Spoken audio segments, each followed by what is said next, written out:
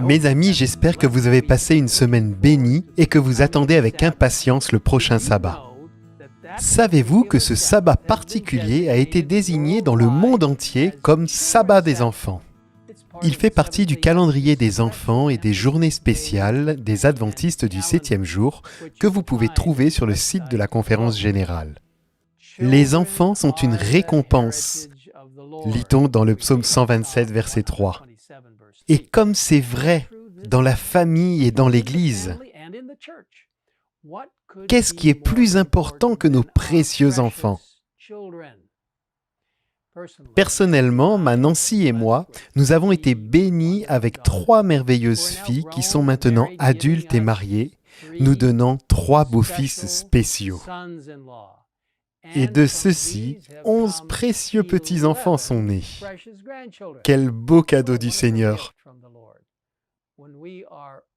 Lorsque nous sommes tous ensemble, ma maison est pleine d'énergie et d'enthousiasme et nos cœurs débordent de joie.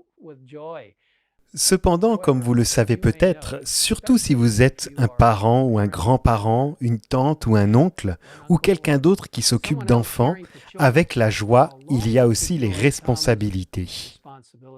La responsabilité d'aimer et de prendre soin de l'enfant et de le guider sur le chemin du Seigneur. Ce n'est pas toujours simple.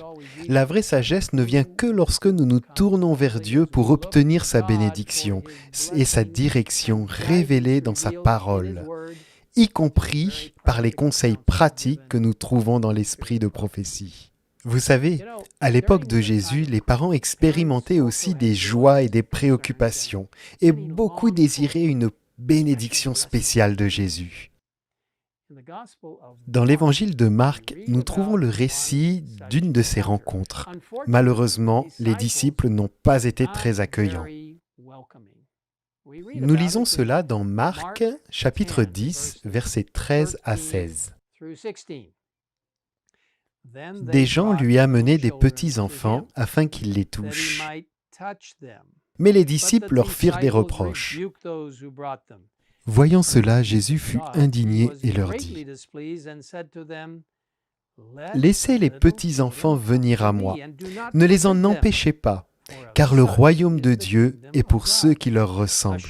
Je vous le dis en vérité, celui qui n'accueille pas le royaume de Dieu comme un petit enfant n'y entrera pas. » Puis il prit les enfants dans ses bras et les bénit en posant ses mains sur eux. Quelle belle et instructive image de la façon dont Jésus a accueilli et béni les enfants. Les enfants sont tellement ouverts, sans prétention, des caractéristiques importantes lorsque nous approchons de notre Père céleste.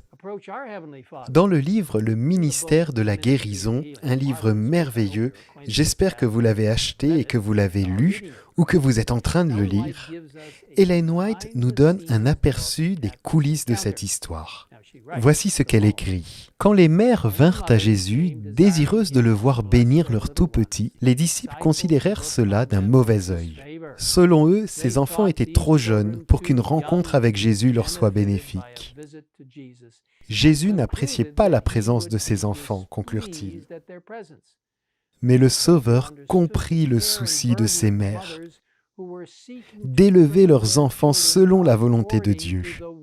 Il avait entendu leurs prières. Elle poursuit en disant que ces jeunes n'étaient pas seulement des nourrissons. Certains étaient dans leur enfance, d'autres étaient des jeunes. Elle conclut en disant : dans sa prédication, Jésus se mit au niveau de ces jeunes. La majesté des cieux répondait à leurs questions et simplifiait ses importants enseignements pour être à la portée de leur compréhension enfantine. Il planta dans leur esprit la semence de la vérité qui lèverait et porterait des fruits pour la vie éternelle. Puis elle ajoute ce message très important pour nous, pour vous et pour moi aujourd'hui. Quand Jésus a dit à ses amis de ne pas empêcher les enfants de venir vers lui, il parlait à ses disciples de tous les temps, aux dirigeants d'Église, prédicateurs, assistants et tous les chrétiens. Jésus attire les enfants, il nous prie, laissez-les venir à moi. C'est comme s'il disait, ils viendront si vous ne les en empêchez point. Chers amis, je voudrais vous demander, votre Église est-elle amicale et solidaire envers les enfants et les jeunes? Vous intéressez-vous personnellement à eux? Les connaissez-vous par leur nom? Leur avez-vous montré l'amour de Jésus dans votre façon de les écouter? En leur montrant que vous vous souciez d'eux? En les encourageant dans leur vie spirituelle? Les animateurs de l'école du sabbat, les responsables du ministère auprès des enfants, les responsables de la jeunesse adventiste jouent un rôle très important pour conduire les enfants et les jeunes à Jésus, les encourager à faire de Jésus leur meilleur ami et à partager son amour avec les autres. Mais ce n'est pas seulement le rôle de ces dirigeants, aussi important soit-il.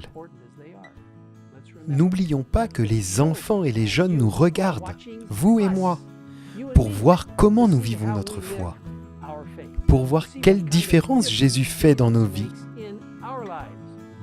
Par sa puissance que nos lumières brillent, alors que nous guidons joyeusement les jeunes vers Jésus. Prions ensemble. Cher Père, tu nous as donné la responsabilité de nous occuper des petits et des grands, des jeunes de nos congrégations, de nos maisons, de nos communautés. Seigneur, aide-nous à nous intéresser aux jeunes. Et grâce à ta puissance, à influencer leur vie et à les orienter vers des choses d'une valeur éternelle.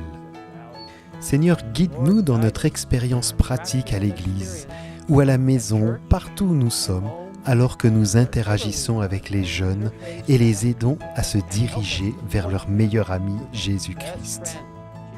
Merci d'avoir écouté notre prière et d'être avec nous, alors que nous tendons la main aux enfants, aux hommes et aux femmes, aux familles, à tous, dans le projet de l'implication totale des membres. En réalisant que Jésus revient bientôt. Nous te le demandons au nom de Jésus. Amen. Amen.